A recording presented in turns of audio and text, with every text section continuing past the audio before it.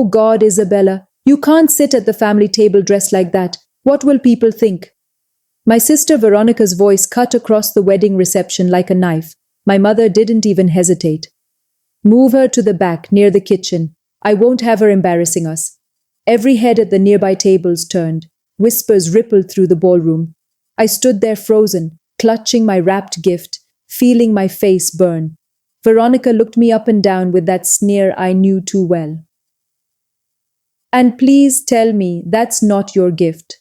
I specifically said minimum $500. I wanted the floor to swallow me whole. Then the groom, Richard, walked over, and his expression changed completely. My name is Isabella. I'm 26 years old. And that moment at my sister's wedding, that was just the beginning of the night everything changed. Growing up, I was always the practical one. Veronica was the beauty queen, literally.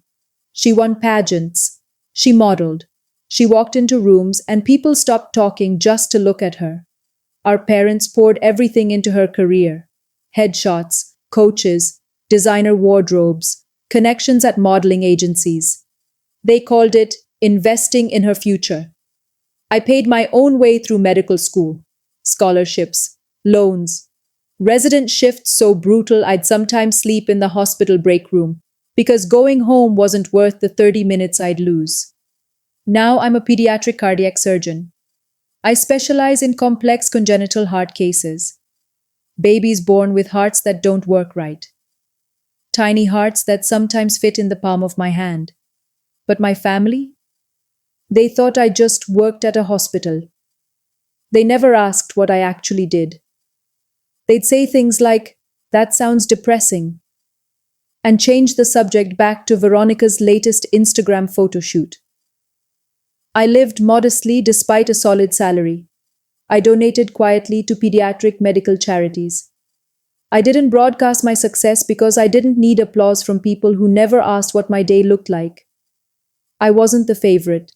I wasn't the glamorous one. But I had something they never bothered to notice. If you've ever been pushed aside by family, subscribe right now and tell me where you're watching from. Veronica's wedding was to Richard, a successful entrepreneur in medical technology. I didn't realize it at the time, but our worlds were about to collide in a way none of us expected. The first sign of trouble came 2 weeks before the wedding. Veronica showed up at my apartment unannounced, holding a garment bag. She swept past me without even saying hello. "Here's your bridesmaid dress," she said, tossing it onto my couch. "Try it on." I unzipped the bag. The dress was beautiful, also 3 sizes too small. "Veronica, this won't fit me," she shrugged. "Just lose the weight. You've got 2 weeks." My jaw dropped. I'm not losing 15 pounds in 2 weeks. That's not healthy, and I don't have time to… God, Isabella, it's my wedding. Can't you make an effort for once? I took a breath, stayed calm. "I'll come as a supportive guest. I don't need to be in the bridal party." Her face went red. "Excuse me?" "I'll be there. I'll celebrate with you. But I'm not going to crash diet for 2 weeks to fit into…" "You're so jealous," she shouted. "You can't even be happy for me on my day." I tried to explain. She wouldn't listen. Within 10 minutes, my mother was on speakerphone, taking Veronica's side. "You're being difficult," Mom said. "Attention-seeking as usual." I wasn't seeking attention. I was setting a boundary. But in my family, those 2 things looked the same. On the wedding day, I wore a simple, elegant dress. Professional, tasteful, nothing flashy, but nothing wrong with it either. The moment I walked into the venue, Veronica's bridesmaids swarmed me. "Is that your work uniform?" one of them asked. Another laughed. "Did you even try?" Veronica appeared in her white gown, looking stunning. For half a second I thought she might hug me, thank me for coming. Instead, she looked me up and down and sighed, loud enough for everyone to hear. That's when the seating chart disaster happened. The moment from the beginning of this story. They moved me from the family table to a corner near the kitchen doors. Elderly relatives I'd never met stared at me blankly when I sat down. Veronica's friends whispered just loud enough for me to hear. Guess we know who the successful sister is. I'd brought a gift. A handmade photo album of our childhood memories, pictures I'd spent weeks collecting and arranging, plus a $300 registry contribution. It was what I could afford. Veronica opened it early, in front of her bridesmaids. $300? Her voice carried. Isabella, Richard's groomsman, gave us stocks. This is embarrassing. I stood to leave. My mother physically blocked my path. You'll stay and smile, she hissed. You owe your sister that much after refusing to be in her bridal party. I felt like I was suffocating. That's when Richard walked toward our little group. He stopped mid-stride, stared directly at me. His face shifted from polite interest to complete shock. Veronica didn't even notice. She was still laughing with her friends about my tragic gift. When dinner was served, I realized something was wrong. Every seat at my table had a plate, except mine. I sat there for 45 minutes watching elderly strangers eat prime rib and roasted vegetables. My stomach growled. I pressed my hand against it, trying to quiet the noise. A server noticed. She looked horrified. I'm so sorry, miss. Let me get you something from the kitchen. Veronica's maid of honor appeared out of nowhere. She's fine. She probably needs to skip a meal anyway. The server's face flushed. She walked away. My cousin leaned over, grinning. Guess they forgot about you. Story of your life, right? Across the room, Veronica saw me sitting there with no food. Our eyes met. She turned away, kept laughing with her bridesmaids. I'd never felt more invisible. Then came the toasts. My father stood, champagne glass raised. To Veronica, our shining star. Beautiful, graceful, everything we dreamed of. Everyone clapped. My mother went next. Veronica, you've made us so proud. Your pageant titles, your modeling career, your social grace. You've always known how to shine. She paused, glanced vaguely in my direction. And of course, Isabella is here too. Somewhere in the back? Uncomfortable laughter rippled through the room. The maid of honor's toast was worse. At least one sister knows how to dress for success and land a rich husband. The other one, well, we love her anyway. The room erupted in laughter. I bit the inside of my cheek so hard I tasted blood. I would not cry. I would not give them that. An older woman at my table leaned over and whispered, That was cruel. Her sympathy made it worse, because it confirmed what I already knew. This wasn't normal. This wasn't okay. But it was my family. During the dancing portion, I couldn't take it anymore. I stood and headed for the exit. Veronica caught me in the hallway outside the ballroom. Where do you think you're going? Her voice was sharp. You're making me look bad. I turned to face her. My hands were shaking. I'm not doing anything.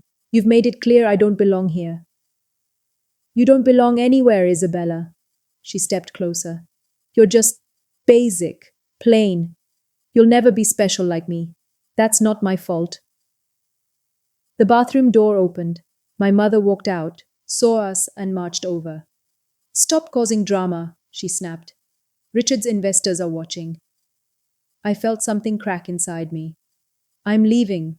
Congratulations on your marriage. Veronica's voice dripped with contempt. Good. Don't let the door hit you on the way out, Dr. Nobody. My mother added, Always so sensitive. We gave you a seat, didn't we? I walked toward the exit.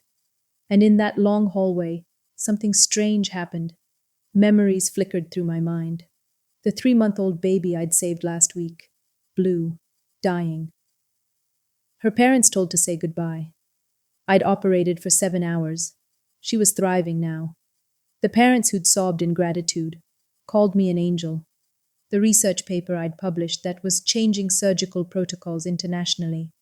I'd held beating hearts in my hands. Literally. Why was I letting them break mine? My hand touched the door handle. Something inside me shifted. I pushed the door open. Dr. Reeves? The voice stopped me cold. What they didn't know was that my work wasn't just some hospital job.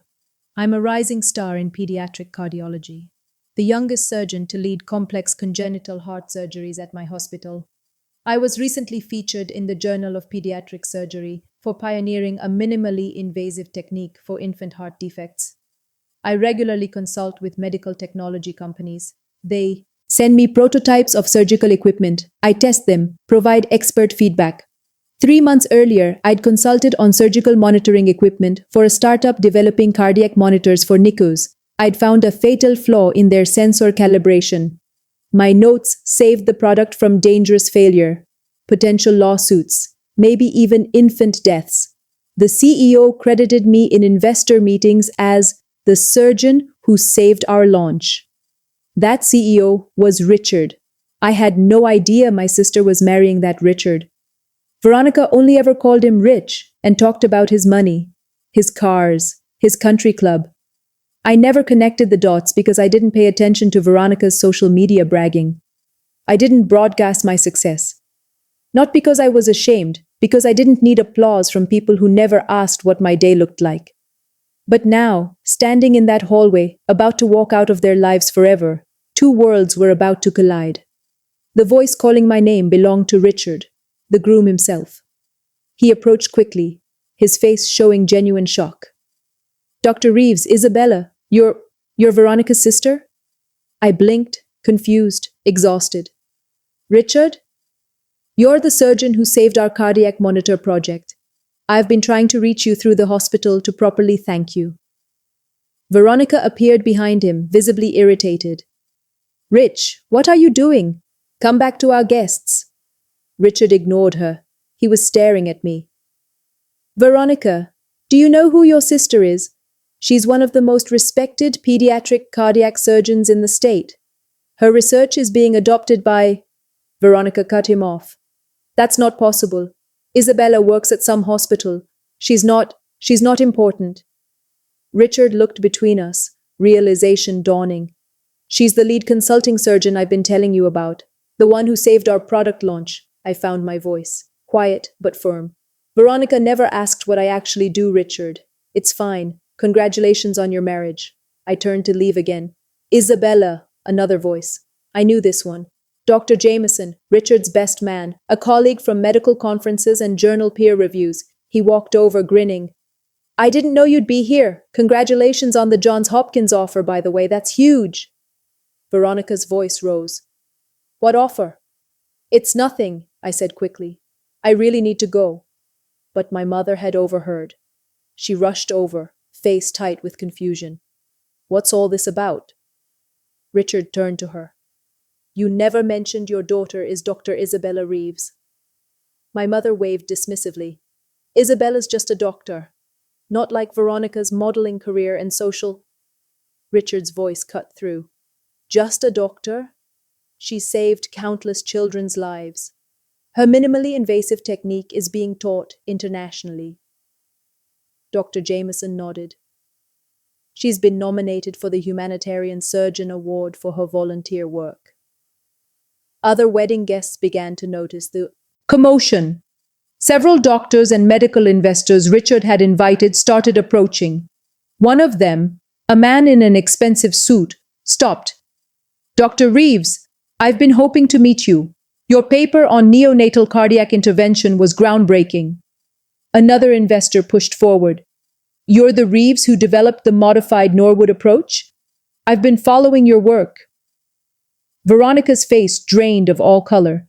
My mother stood frozen, mouth opening and closing like a fish. My father pushed through the small crowd forming around us. What's going on here? I stood at the breaking point. I could let them keep talking about me, or I could finally speak for myself. I took a slow breath, straightened my shoulders. I think there's been a misunderstanding. Richard stepped forward. Please, let me properly introduce you to everyone. I raised a hand. No, let me say something first. I turned to face Veronica directly. You asked me earlier why I wasn't special. You want to know what I actually do? Veronica's voice shook. Isabella, don't do this here. I'm a pediatric cardiac surgeon. I operate on babies' hearts. Some of them fit in the palm of my hand. A small crowd had gathered now, wedding guests forming a circle around us.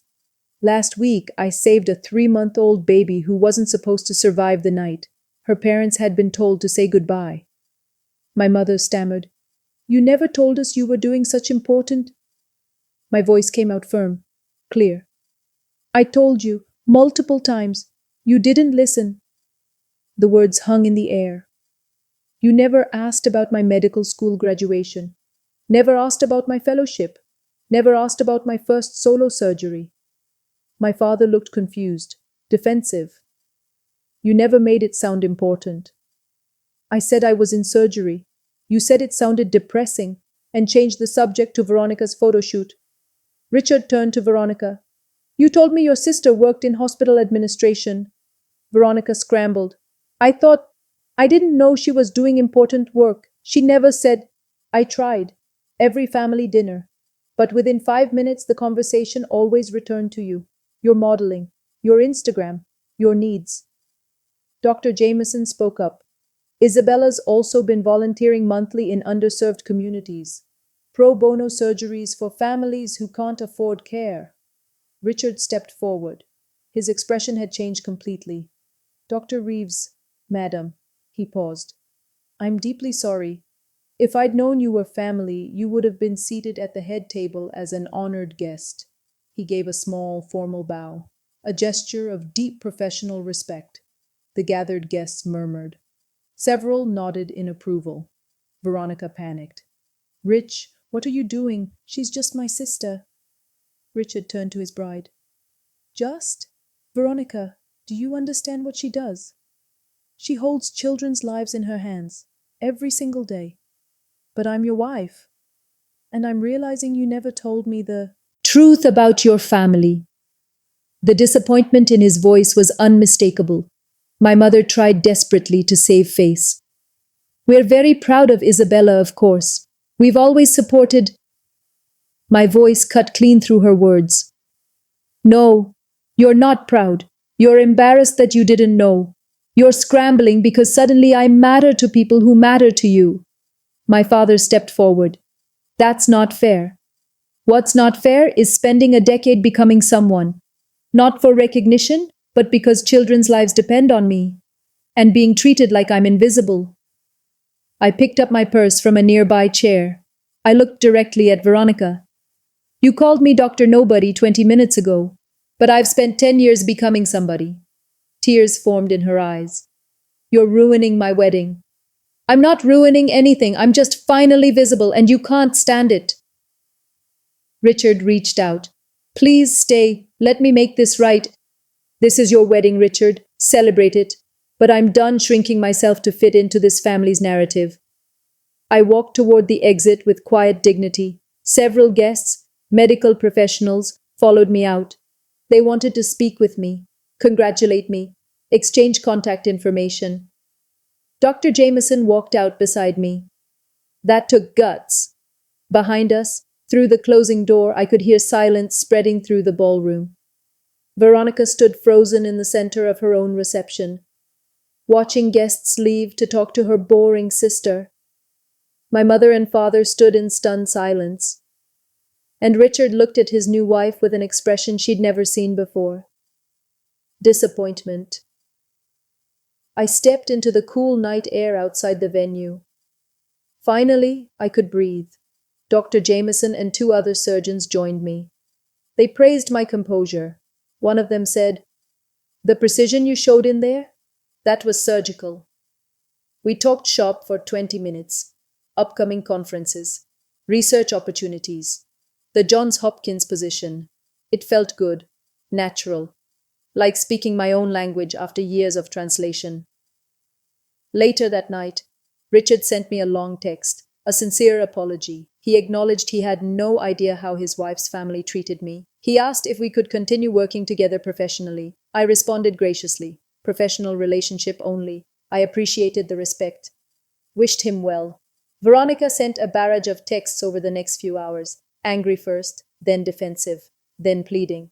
You made me look bad in front of Rich's colleagues. I didn't respond. My mother called the next morning. You embarrassed us. You should have told us about your fancy career if you wanted us to treat you differently. I did tell you, I said quietly. You didn't listen. There's a difference. I hung up, blocked the number for a month. In the following weeks, I accepted the Johns Hopkins position, a career-defining opportunity to lead a pediatric cardiac surgery program. Veronica tried to leverage my reputation in her social circles. My sister, the famous surgeon at Hopkins. I sent her one text. You don't get to claim me now. I cut contact to essentials only. For years, I thought something was wrong with me, that I wasn't pretty enough, interesting enough. Enough. But I was always enough. I was just giving my energy to people who measured worth by Instagram likes instead of lives saved. The moment that Groom bowed and said, Madame, it wasn't about respect from him. It was about finally respecting myself enough to stop begging for theirs. For once, their silence didn't hurt me. It freed me. If this story hit home for you, I need to hear from you. Have you ever been overlooked by your family, only to prove them wrong later? Share your story in the comments. I read every single one, and this community shows up for each other. Where are you watching from? Drop your location below. And if you've ever had to stand up for yourself in a room full of people who underestimated you, hit that subscribe button right now. This channel is for people who know their worth, even when the people closest to them don't see it. Your story matters. Your accomplishments matter. Even if your family doesn't celebrate them, we will. Thank you for being here. I'll see you in the next story.